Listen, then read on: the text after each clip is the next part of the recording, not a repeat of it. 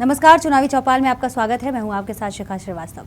चलिए शुरुआत करते हैं आज के बुलेटिन की। करनाल की श्री कृष्ण गौशाला में आज देश के प्रधानमंत्री नरेंद्र मोदी की 74वें जन्मदिवस के अवसर पर बीजेपी पार्टी के कार्यकर्ताओं द्वारा हवन कर उनकी लंबी उम्र की कामना की गई। बीजेपी के कई नेता इस अवसर पर मौजूद रहे। जिला प्रधान ब्रिज गुप्ता, पूर्व में रेणुवाला गुप्ता समेत बीजेपी के कार्यकर्ता इस प्रोग्राम में मौजूद रहे। भाजपा नेताओं ने कहा कि देश के प्रधानमंत्री इसी तरह देश के विकास के लिए कार्य करते रहे।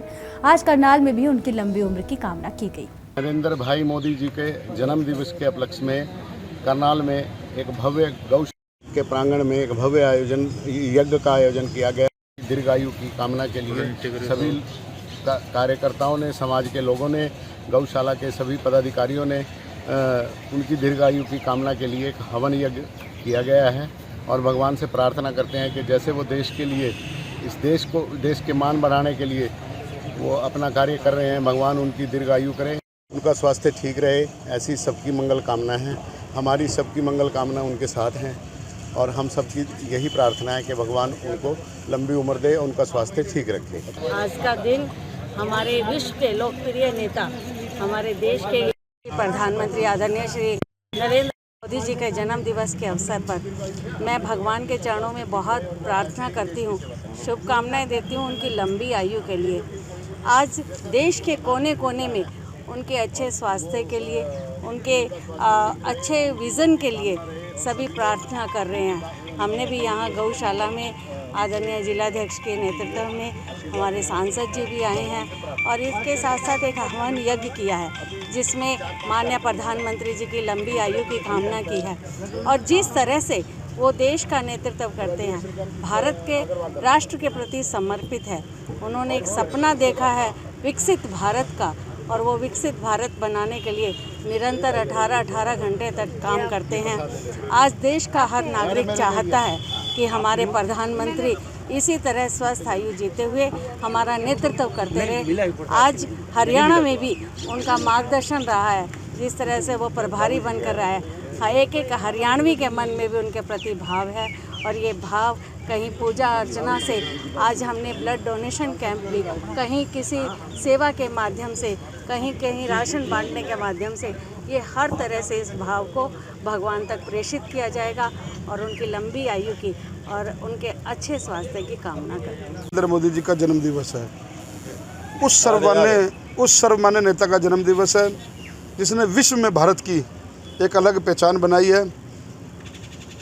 जो हम राष्ट्र प्रथम की भावनाओं से बात करते हैं जब, तो एक ऐसे सामान्य कार्यकर्ता जो चाय बेचने से लेकर के देश के शीर्ष पद पर पहुँचे, करोड़ों लोगों की आस्था, करोड़ों लोगों का प्यार, करोड़ों लोगों का स्नेह उन नरेंद्र मोदी जी के साथ है और वही उनको शक्तिशाली बनाता है। उनमें कोई दैवीय शक्ति है जिसके कारण से वो लगातार दिन में 18 घंटे काम करते हैं, अपने राष्ट्र के लिए जीते हैं, अपने राष्ट्र के लिए समर्पित हैं। हम सैकड़ों करोड़ों कार्यकर्ताओं के वो प्रेरणा स्रोत हैं।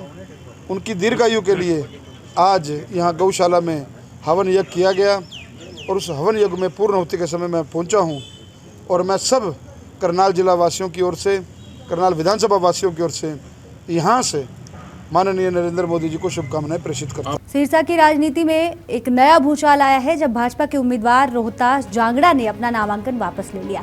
इसके बाद जसपा नेता दिग्विजय सिंह चौटाला ने भाजपा पर बड़ा हमला किया है। उन्होंने कहा कि सिरसा में भाजपा का सफाया निश्चित है और भाजपा की सरकार बनने के कोई संकेत नहीं है। चौटाला ने आरोप लगाया कि भाजपा ने सिरसा जिला की सभी 5 सीटों पर कमजोर उम्मीदवार उतारे हैं। उन्होंने यह भी कहा कि हरियाणा में भाजपा इनेलो के साथ मिलकर चुनाव लड़ रही है, लेकिन ना तो इनेलो कुछ हासिल को होगा, ना ही भाजपा को। दिग्विजय सिंह चौटाला ने भाजपा के साथ गठबंधन करने वाले दलों को चेतावनी दी कि उनका भी बुरा हाल होगा। खाटू बाबा की धाम तक यात्रा करने का अवसर मिला और मेरे पर उनकी असीम कृपा हुई, बरसी और माहौल बदलते जा रहा है। ये उन्हीं की कृपा है। 6-6 घंटे लोग, आप देख रहे हो कैसे इंतजार कर रहे हैं। मैं 6 घंटे लेट हूँ जिस गांव में मैं और आप खड़े, ये दर्शा रहा है लोगों का प्यार। मैं माफ़ी चाहूँगा लेट होने के लिए और लोगों के जो मुझे पलकों पर बिठाया है, मैं उनका ऋणी हूँ, ताउम्र ऋणी रहूँगा और डबाली की सेवा करूंगा, जब तक जीऊंगा डबाली से नहीं जाऊंगा। किस तरह का बदलाव दिग्विजय चौटाला कर रहे हैं? बदलाव दिग्विजय नहीं कर रहा, बदलाव तो जनता कर रही है। दिग्विजय तो सिर्फ एक नाम है, माध्यम है। ये क्रांति है एजुकेशन की, ये स्पोर्ट्स की क्रांति है, ये क्षेत्र को जो है ना पानी देने की, जो इरिगेशन वाटर को लाने की क्रांति है। ये क्रांति है, नए खाल बने किसानों के, लोगों को घर मिले, जो मूलभूत जरूरियात है, मन की बात है लोगों की, उस पर कैसे काम किया जाए, ये काम की क्रांति। माता पिता आपके यहाँ से विधायक हैं, अब दोनों चाचा यहाँ से विधायक बनने की इच्छा पाल रहे हैं। ऐसा है, इच्छा सबकी होती है, मगर जो काम करे जनता उसे वोट देती है। ये लोग काम नहीं कर पाए, अब इनके पास कहने को कुछ नहीं है। एक तो कहता है मैंने संघर्ष बहुत किया, तो लोग कहते हैं काम क्या किया, तो कहते हैं ये तो मुझे पता नहीं। दूसरा कहता है कि मैंने भी बहुत काम किया, तो लोग कहते हैं क्या काम किया, बोलो मैंने बहुत शरीफ होकर दिखाया। तो इन चीजों से वोट नहीं मिलते। डिलीवरेंस, काम, डेवलपमेंट, उसके पास उस बात का जवाब नहीं है। बीजेपी तीसरी बार सरकार बनाने का दावा कर रही है। हालांकि सरकार पता नहीं है बीजेपी कहाँ से सरकार बनाने का दावा कर रही है, मुझे तो कहीं नजर ही नहीं आ रही। हमारे 5 सीटों में तो कहीं एक नामो निशान ही नहीं है बीजेपी का, कहीं कोई कैंडिडेट 10,000 वोट वाला भी नहीं है। अभय सिंह चौटाला के साथ हाथ मिला लिया इन लोगों ने और मिलजुल के चुनाव लड़ रहे हैं। ना तो अभय सिंह की पार पड़ेगी और ना इनकी पड़ेगी। बीजेपी तो अब जिसके साथ लगे, हमने तो टाइम पे पीछा छुड़वा लिया इनसे, अब तो ये बीजेपी जिसके भी सिर होगी उसी का बेड़ा गर्क हो। पुनहारा विधानसभा सीट पर निर्दलीय विधायक रहीसा खान को लगातार तीसरी बार बैट बल्ले चुनाव चिन्ह मिला है। बल्ला उनका पसंदीदा और लकी चुनाव चिन्ह साबित हुआ है। पुनहारा में अब तक 3 बार चुनाव हुए हैं, जिनमें 2 बार मोहम्मद इलियास विधायक बने और 1 बार रहीसा खान ने निर्दलीय उम्मीदवार के रूप में जीत हासिल की। इसके बाद कांग्रेस ने मोहम्मद इलियास पर दांव लगाया है, जबकि रहीसा खान एक बार फिर निर्दलीय चुनावी मैदान में है।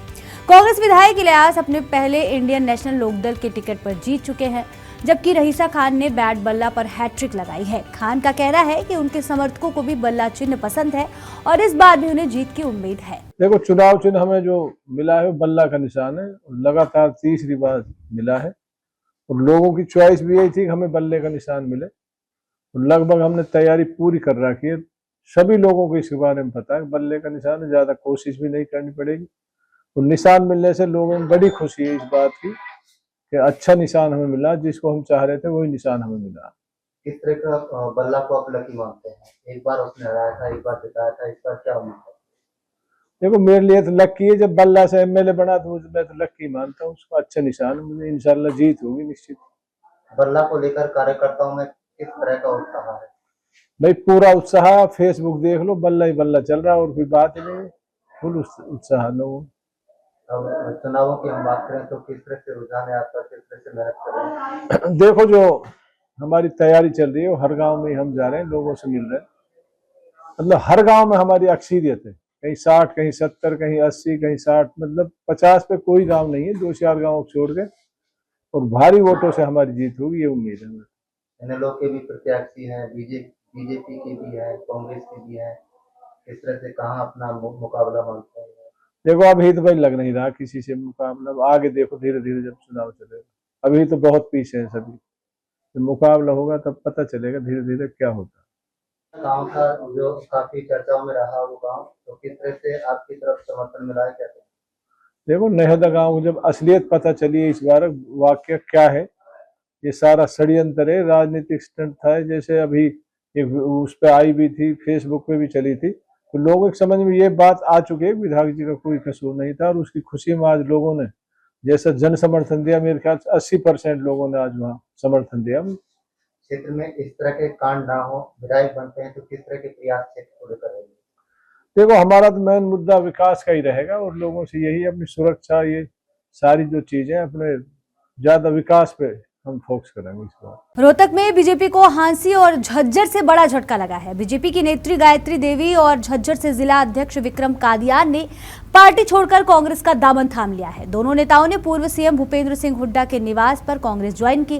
भूपेंद्र सिंह हुड्डा ने कहा कि प्रदेश में कांग्रेस की लहर है और इस बार बीजेपी की सरकार बनना मुश्किल है। उन्होंने बीजेपी पर निशाना भी साधा है और कहा है कि वे झूठ बेचते हैं और कोई भी काम नहीं गिनवा सकते। उन्होंने कांग्रेस और बीजेपी के बीच मुकाबले की बात की और कहा कि अन्य पार्टियां सिर्फ वोट काटने का काम करती है।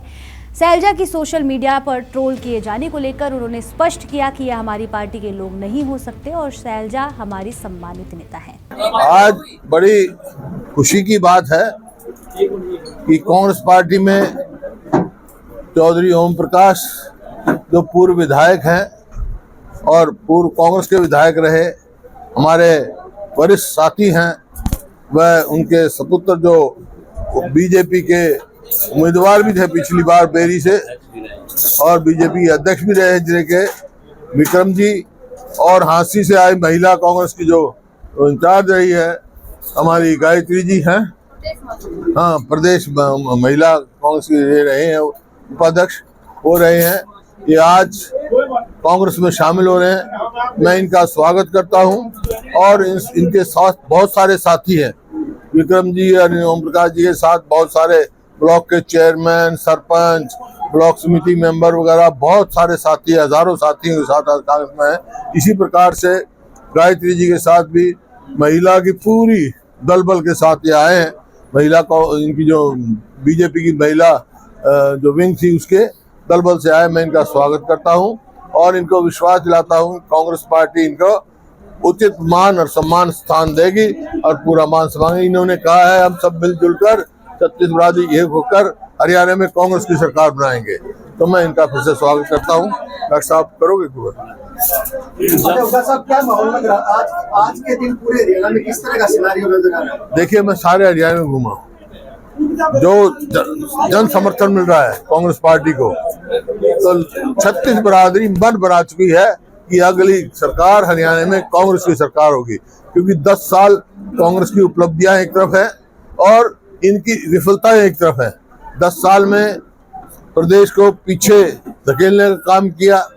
जो जब अपने सरकार छोटी 2014 में प्रति व्यक्ति आय में, प्रति व्यक्ति निवेश में, कानून व्यवस्था में, नौकरी देने में, खेल और खिलाड़ियों में हरियाणा नंबर 1 था पूरे देश में। आज मेरे आंकड़े नहीं है, ये प्लानिंग कमीशन के भी आंकड़े हैं और जितनी एजेंसी होंगे सबके आंकड़े हैं। आज हरियाणा बेरोजगारी में नंबर 1 है पूरे देश में, महंगाई में है, कानून व्यवस्था की तो यह है सोशल प्रोग्रेसिव एक इंडेक्स होता है सेंट्रल गवर्नमेंट का होता है, उसने हरियाणा को असुरक्षित डिक्लेयर कर दिया। रोज इतनी फिरौतियां मांगी जा रही हैं, अपराध हो रहे हैं तेजी से बढ़े, और खेल खिलाड़ियों की हालत है, जो हमारी पहलवान बेटियां हैं उनको तो आज तक भी इंसाफ न्याय नहीं मिला। उनको क्या किस प्रकार से जंतर मंतर में घसीटा गया, और हरियाणा में विकास की जो है पहिया ठप हो गया। इन्हें 10 साल में 1 इंच तो रेलवे लाइन नहीं बनाई, जबकि हमने 250 किलोमीटर रेलवे लाइन बनाई या मंजूर कराने का काम किया। इन्होंने 1 मेट्रो का पोल नहीं लगाया, जबकि 81 किलोमीटर मेट्रो हमने बनाई। इन्होंने 1 यूनिट बिजली की नहीं बनाई। हमने 4 थर्मल प्लांट लगाए और 1 न्यूक्लियर पावर प्लांट लगाया। और जब सरकार छोड़ी उस टाइम जो है बिजली सरप्लस थी, तो कोई भी काम, कोई बड़ी संस्था नहीं लेके आए। हमने हर संस्था, चाहे नेशनल इंस्टीट्यूट ऑफ डिजाइन हो कुरुक्षेत्र में, चाहे राजीव गांधी एजुकेशन सिटी में डॉक्टर अम्बेडकर लॉ हो, चाहे महिला यूनिवर्सिटी हो, चाहे एम्स हो, चाहे IIM हो, चाहे आपका कोई भी संस्था का IIM हो, चाहे आपका कोई भी संस्था का आप नाम लो, जो हरियाणा में नहीं आया, और ये एक भी संस्था नहीं लेके आए, कोई इनका वो नहीं है। तो इस वास्ते लोग मन बना चुके हैं कि हरियाणा में कांग्रेस की सरकार बनाएगी। अच्छा सर, 2 दिन पहले प्रधानमंत्री जी आए थे, उन्होंने कहा था कि हरियाणा की जनता सेंटर के साथ चलती है, हरियाणा की जनता केंद्र के साथ चलती है, केंद्र में भाजपा की सरकार है और हरियाणा में भी जो है भाजपा की सरकार है। ऐसा है, हरियाणा की जनता केंद्र की सरकार भी बदलती है, ये भी चार्ज। साहब, एक वीडियो वायरल हो रहा है शैलजा को लेकर। हाँ जी, शैलजा को लेकर एक वीडियो वायरल हो रखा है सोशल मीडिया पे, काफी आपत्तिजनक भाषा है। देखिए, ये जो है शैलजा हमारी बहन है, सम्मानित नेता है। इस किस्म की कोई कांग्रेस का आदमी ये बात नहीं कह सकता। ये तो मैनिपुलेटेड लगते हैं, क्योंकि इस बीजेपी का काम ये है कि आपस में धर्म के नाम पे, जात पात के नाम पे बढ़ाने का। ये तो बहुत आसान है आजकल, एक किसी को पकड़ लो, आप हर आदमी के पास कैमरा है और किसी को भी आप मैनिपुलेट कर सकते हो। ये बात जो है कांग्रेस का, और हमारे साथी कोई ये बात नहीं कह सकता। कांग्रेस जो है, कांग्रेस का नारा है, ना जात पे ना पात पे मोहर लगेगी हाथ पे। वही साहब ये कहते हैं, वो हमारी सम्मानित नेता है, और कोई भी अगर कांग्रेस का कोई ऐसा व्यक्त करेगा तो कांग्रेस में कोई स्थान नहीं है उनके लिए। लेकिन ये तो मैनिपुलेटेड लगता है मेरे को। हुड्डा साहब, जिस तरह से बीजेपी आरोप लगा रही है कि जो है शैलजा को हुड्डा लाइन कर दिया आपने, क्या क्यों? शैलजा हमारी जनरल सेक्रेटरी है, स्टेट की इंचार्ज है, माननीय नेता है हमारी बहन हमारी। कल अनिल विज साहब का एक बयान आया कि अब की बार तो मुख्यमंत्री पद की दौड़ में मैं भी हूँ और मैं दावेदारी करूं। देखो यही तो दर्शाता है कि आज बीजेपी में क्या हो रहा है। अनिल विज के साथ पहले भी जाती हुई, आगे भी कोई उम्मीद नहीं। कल अशोक तंवर आए थे, है अशोक तंवर भाजपा के नेता यहाँ आए थे, उन्होंने कहा कि कांग्रेस पार्टी में सीएम का नाम लेते ही मारपीट हुई थी। हैं? अशोक तंवर रोहतक आए थे, भाजपा नेता है, कांग्रेस के पुराने कार्यक्रम नेता रहे थे।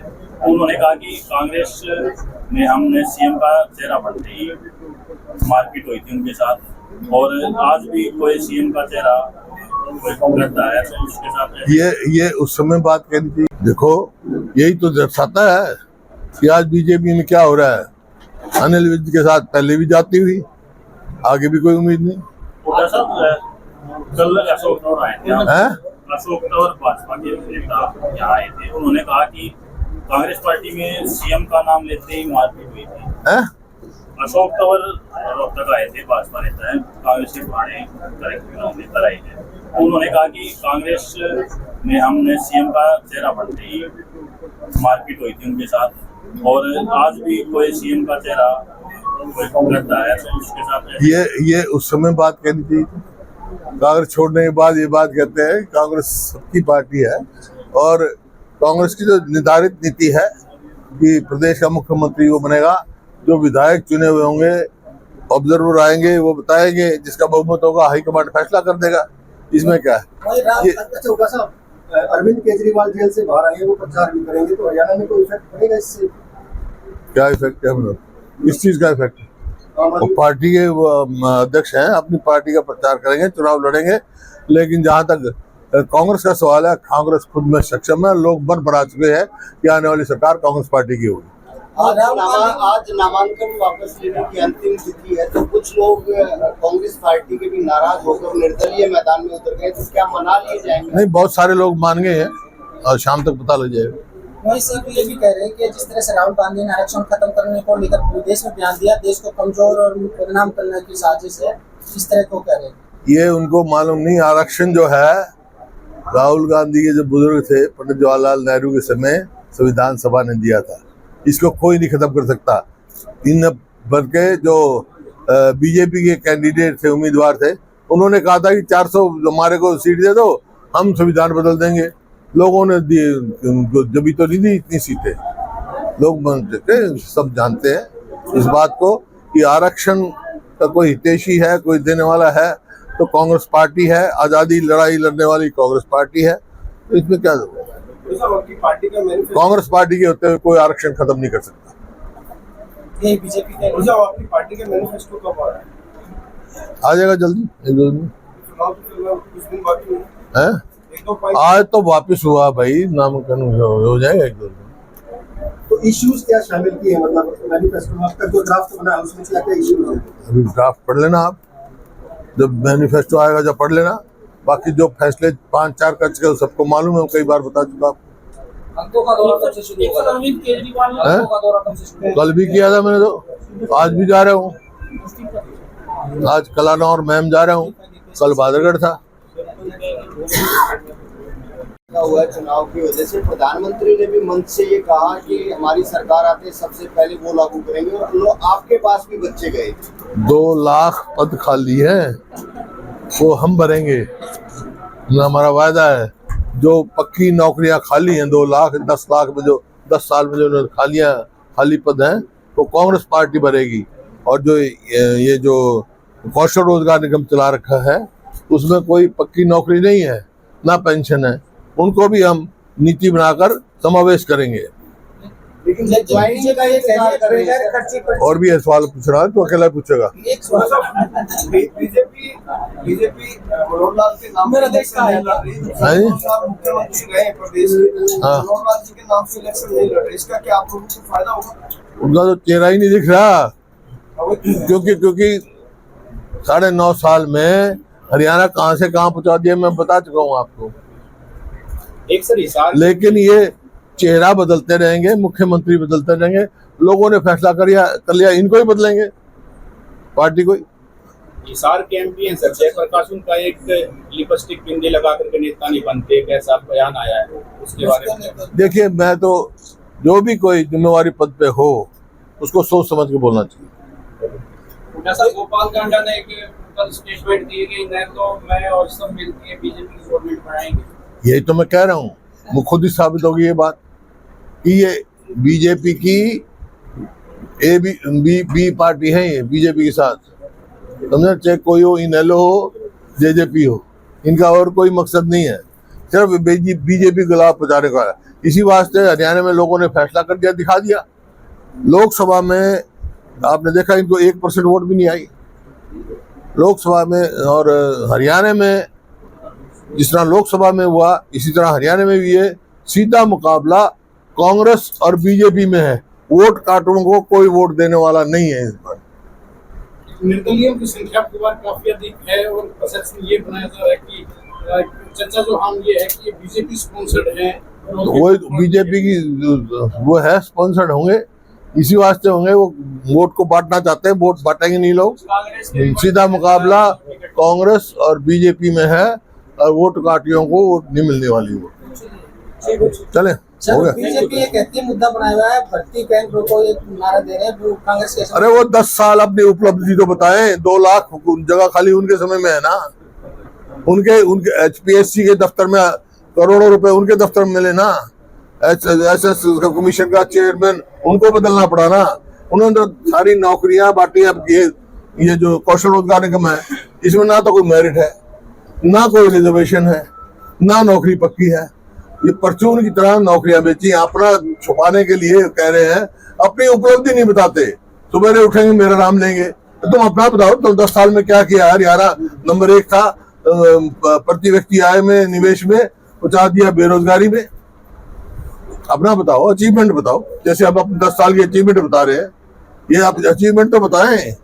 ये तो कहें हम ये संस्था लेके आए हैं, हमने 1 यूनिट बिजली की पैदा की है, हमने 1 मेट्रो का वो लगाया है, हमने 1 जो है इंच रेलवे लाइन लगाई है, कुछ तो बताएं, कुछ तो बताएं। ये हमने बड़ी यूनिवर्सिटी बनाई है, बड़ी संस्था ले गए, कोई एक तो उपलब्धि बताए। तो इस वास्ते विफल सरकारें ऐसे ही करती है। मुख्यमंत्री कहते हैं हमने हर जिले में मेडिकल कॉलेज बनाए, 15 जो रनिंग में है। तो घूम रहे सारे हरियाणा में, कहाँ के ना, वो बता रहे हैं। तो तुम तो बता, तुम तो सारा कैमरा ले तो घूमता पूरे हरियाणा में, बता तो सही। ये हमारे टाइम के बने हुए सारे, इनके टाइम में कौन सा एक गिरा दे। जब तो मैं कहता हूँ ये जो है ना, वो दुकान खोल रखी है झूठ की, सुबह झूठ बोलना शुरू करते हैं, झूठ बेचते हैं, ये झूठ की दुकान है, झूठ बेचने का काम करते हैं। धन्यवाद। चुनावी चौपाल में फिलहाल के लिए इतना ही। तब तक के लिए मुझे दीजिए इजाजत और आप देखते रहिए जनहितैषी।